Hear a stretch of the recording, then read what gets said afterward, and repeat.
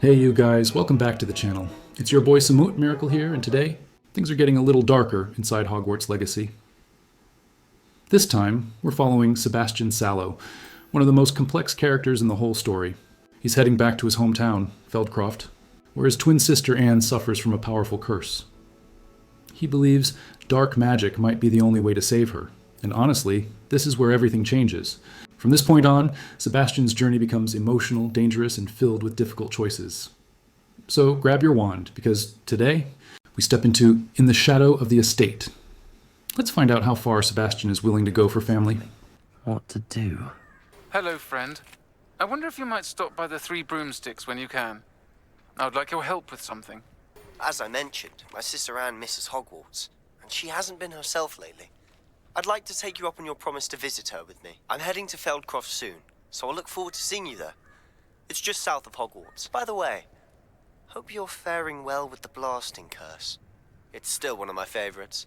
Now that you've attended Beasts class, I've asked Deke to assist you in using the room to further your studies in that regard. Please meet him there when you can.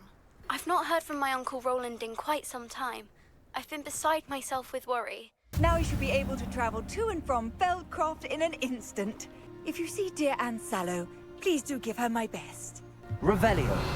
You made it. Enjoying the view? Keeping an eye on things. Feldcroft isn't what it used to be. No one has felt safe here since Ranrock's loyalists took a peculiar interest in that castle over there. Rookwood Castle. My Uncle Solomon is a former Auror and refuses to look into it, even after Anne was cursed by one of them. Possibly with a wand, no less. I heard a goblin refer to wizard kind as wand carriers. Are goblins forbidden from carrying wands? Precisely. That's why I'm on the hunt for answers. If I'm to cure her, I need to understand what happened to her. Anne was always the most mischievous of the three of us. Which is saying something, knowing me and Ominous. I'm hoping a surprise visit from me and a new friend from Hogwarts will help lift her spirits, bring back the Anne I used to know. Come on. I'll take you to my uncle's. This way. Feldcroft used to be a lot livelier. You can't... With Ranrock's lot wandering about all the time. Everyone stays out of sight. Here we are. My sister should be just inside. Aha! Sebastian, where did you... Is that what I think it is? We've been over this, boy. Hey. Shrivelfigs cannot reverse a curse. Nothing can. The sooner you accept that reality, the better. But we haven't tried everything. There is no cure! When will you accept that? I can never accept it. Now look what you've done. I'm sorry. I'm sorry you had to see that. If you don't mind, I just need a moment alone. Poor Sebastian. Not the visit he'd hoped for. I'm sorry about earlier. Those bouts of pain are difficult to bear. Are you all right, Anne? I didn't mean to intrude. You didn't, truly. And I'm all right. The pain from this curse comes in bouts, and often suddenly. It's not anyone's fault. It's nice to meet you, by the way. You must be the new 5th year Sebastian told me about. I am. Sebastian and I met on my first day at Hogwarts, in the Slytherin common room. Oh, the common room. I adored teasing first years about spotting mermaids through the window. I do miss Hogwarts, but I wouldn't mind being in Feldcroft really if it wasn't so dreary now. Between the goblins at the castle and my uncle fighting with Sebastian whenever he's home, it's not the cozy retreat it once was. Sebastian mentioned something about your uncle being an ex-Auror, but refusing to go after Ranrock's loyalists. I must say, I wasn't prepared for him to be as angry as he was. Uncle Solomon is frustrated by what happened to me, and by Sebastian for thinking he can fix it. They both mean well, I know they do, but my uncle is right. This curse cannot be undone. I can feel it. Sebastian cannot take away my pain. Perhaps you can help him to understand that. I'm afraid it's really up to Sebastian, and his mind seems to be made up. I can only hope he realizes the futility of his search for a cure soon. I'm getting tired. I should probably rest. Thank you for stopping by. I wish you well. That boy will fray my last nerve. Excuse me, Mr. Sallow. Oh, yes, Sebastian's friend. I apologize on behalf of my nephew. He doesn't know when to stop.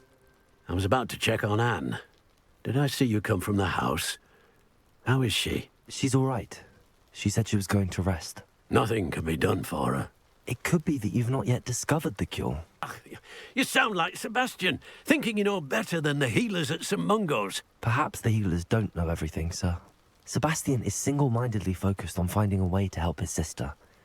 If there is a cure, he will find it. Your faith in Sebastian is misplaced.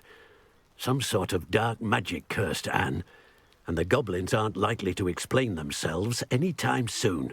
Giving her hope is cruel.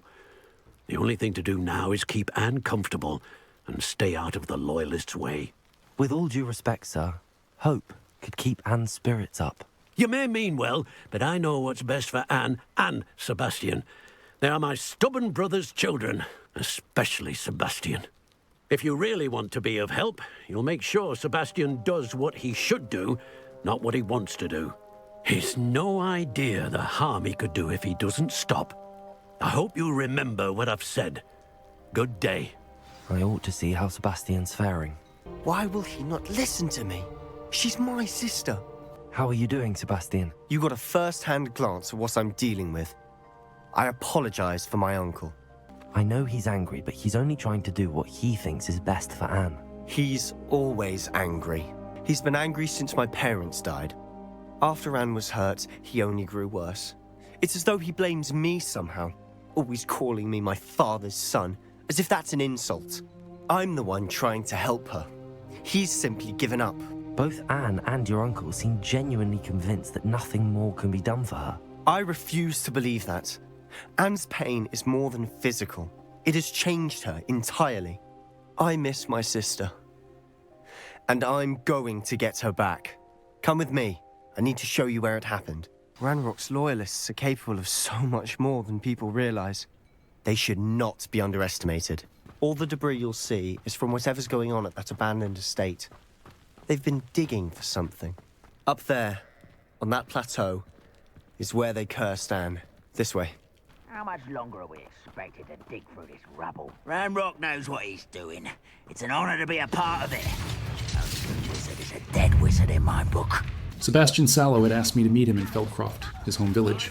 He said introducing me to his sister, Anne, might help lift her spirits, but from the moment I arrived, there was a heaviness in the air. Something felt wrong. The village looked peaceful, yet behind that calm, something ominous was waiting. Sebastian greeted me warmly and explained more about Anne's condition. She had been struck by a powerful curse during an attack by Ranrock's Loyalists. No healer had been able to help, and the pain returned again and again. Sebastian hoped that meeting someone new, me, might cheer her up, even if only for a moment. He led me to his home. As we walked, he spoke about their life before the curse, how close he and Anne once were, how she used to smile and laugh before the attack changed everything. When we arrived, Sebastian hesitated for a moment before stepping inside. He didn't want to make things worse for his sister, but his worry was clear. I followed him in. The air was quiet, filled only with the sound of Anne's shallow breathing. She was sitting near the fire, pale and trembling, while their Uncle Solomon stood nearby. Sebastian tried to stay positive, but tension filled the room. He and Solomon began to argue. Solomon thought Sebastian's obsession with finding a cure was making things worse, while Sebastian believed his uncle had already given up hope. The argument ended badly. Sebastian stormed out, frustrated, and Solomon stayed behind, angry and tired. It was clear that Anne's suffering had driven a wedge through their family. I went after Sebastian to check on him. He said he wanted to show me something, the very place where Anne was cursed. We left the village and followed a narrow path through the fields, until we reached a group of Ranrock's Loyalists digging near the old Feldcroft estate. Sebastian immediately suspected that their presence wasn't a coincidence. They had to be looking for something, maybe even connected to the curse. Before we could think further, they spotted us, and we had no choice but to fight. Spells filled the air. Flames, explosions, and flashes of light echoed across the ruins. Together, Sebastian and I fought off every Loyalist in the area. When it was finally over, Feldcroft was safe again. But Sebastian was still restless. He told me this was exactly where Anne had been cursed. He was sure the Loyalists were after something hidden beneath the estate. I started searching the ruins for clues. Among the broken walls and old stone floors, I found a strange area covered in crystallized rock, the same kind I'd seen before when using ancient magic. Hidden behind it was a secret cellar. The goblins hadn't noticed it. They couldn't see what I could see. I entered carefully. Inside, there were old relics, glowing stones, and strange symbols carved into the walls. At the end of the passage, I found a scrap of parchment with ancient runes and markings, symbols similar to the ones I had seen during the Keeper's trials. I showed the parchment to Sebastian and explained everything I knew. about the pensive memories, the keepers, and how ancient magic could transform not just the physical world, but even the essence of life itself. Sebastian listened quietly. For the first time since I met him, I could see hope returning to his face. He truly believed that this ancient magic could hold the key to saving Anne, and from that moment, his path, and mine, became tied to something far greater than either of us could imagine. Castle. Shall we have a look around? They seem to have set up camp here for a specific reason. They have stations for everything. Revelio! Whose home was this? Bit abandoned long since I've lived here. Rumour was, a Hogwarts professor lived here once, centuries ago. But that's all I ever heard. Always armed and ready for a fight, Ranrock's loyalists. Revelio! Repulso! Incendio! Expelliarmus! Confringo! I've heard that goblin dig sites like these are popping up everywhere. It's a wonder the Ministry isn't doing more. It might be worth taking a closer look at the house itself. Revelio! This well looks familiar. Sebastian! I've seen this before. This house, the well, the view. What do you mean? When? Give me a moment. I'll explain in a second. Sebastian! Over here. Do you think that this was damaged by the fire the night that Anne was cursed? Could be. But it looks to me as though there's tension. Sebastian, this house did belong to a Hogwarts professor. Hundreds of years ago. Who? What do you... I found a pensive that day in the restricted section with a memory that showed this house. There was a little girl and a drought. The keepers have shown me other memories as well. The girl became a Hogwarts professor. Her name was Isadora Morganach. She was one of the keepers. The keepers? Like in Quidditch? And you found a pensive in the library? I'm not following you. I realize it's a lot to take in. I'm not even sure I understand it all yet. And no, not like Quidditch. They call themselves keepers because they're protecting some type of knowledge. It has to do with the vault at Gringotts. Let me see if I've got this straight. You have Ranrock and Rookwood after you because of something you found at Gringotts where you ended up via a port key.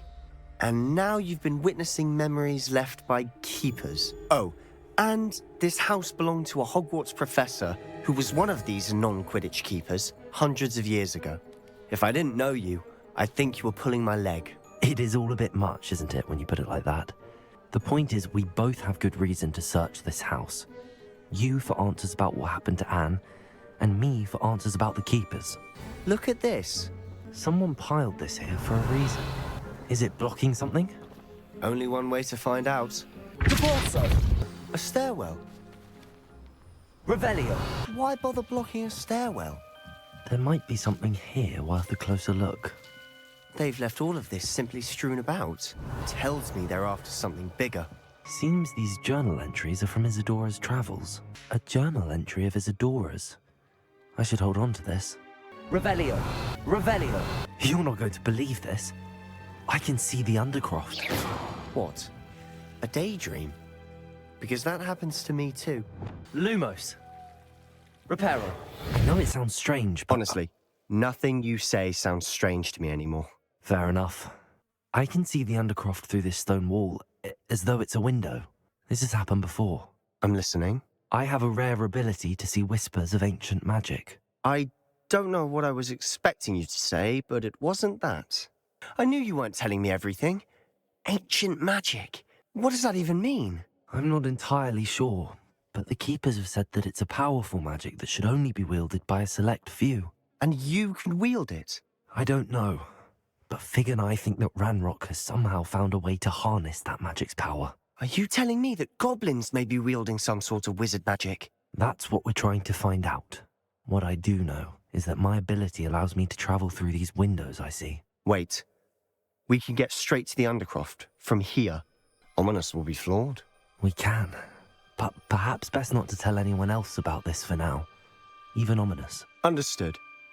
Well then, invisible, secret, ancient magic passageway? Here we come. I'm tempted to hold my breath. Why would the door lead us here? Sebastian, look. Why hide a triptych here? Seems as if something's missing. A note. Let's have a look. Anything helpful in the note? A rune symbol. I've seen similar symbols used by the Keepers. I've been thinking. A keeper lived in that house centuries ago, and Ranrock and his lot have been searching there. You said that goblins may be wielding some form of this ancient magic.